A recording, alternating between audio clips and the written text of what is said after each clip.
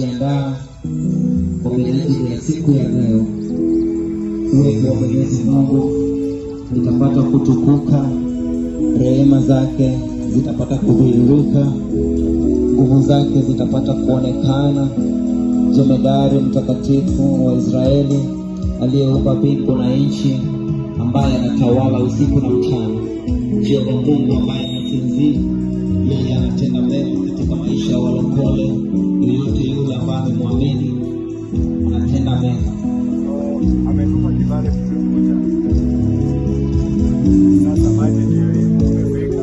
Tumepata maji tayari.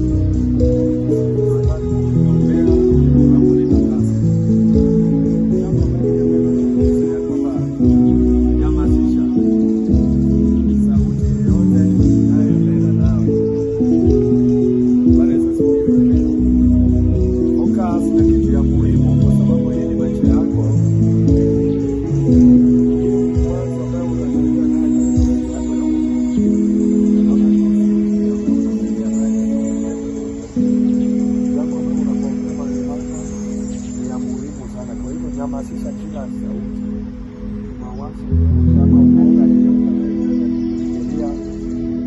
iachilie ili Mungu akuje. Maana maandiko yanasema kwamba wakati Yesu Kristo alipobatizwa, Roho Mtakatifu alishuka juu yake na sauti ilisikika kutoka mbinguni ya kwamba huyu ni mwanangu ninampenda, msikieni. Bwana asifiwe.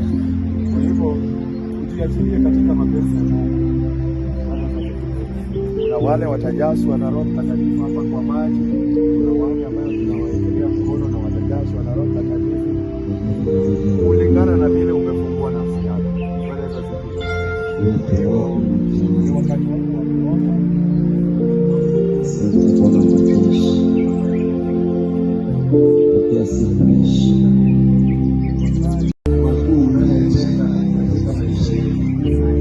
Ulituahidi kwamba watu wale ambao wataamini baada ya kusikia neno ambaye ni neno lako liwezi kutukomboa, watakapoamini wapate kubatizwa. Mungu wa rehema, ahadi zako yatimie, maana uliahidi ya kwamba sana hizi zitafuata wale watakaoamini. Wachilia Roho Mtakatifu na uwezo wako na nguvu zako yaonekane mahali hapa. Wacha nguvu zako na uwezo wako yatamalaki katika hili eneo. Jina lako litukuzwe. Pokea sifa Baba, tunapojiachilia chini ya uwezo wako.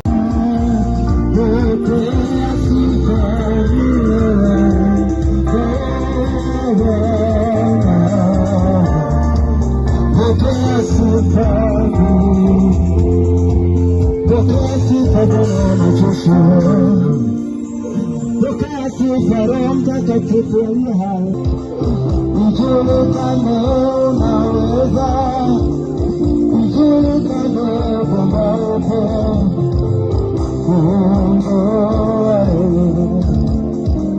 Wewe ambaye unaketi katika kiti cha enzi, wewe ambaye ulituokoa kwa Roho, ujulikane kwamba upo.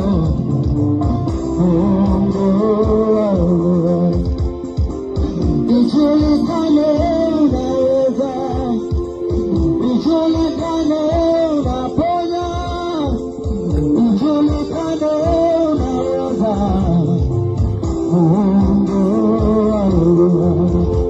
Hakuna nchi katika jina la Yesu Kristo, Mfalme wa amani, Bwana wa uwezo, Mungu mwenye nguvu na heshima, tunakualika katika uwezo wako.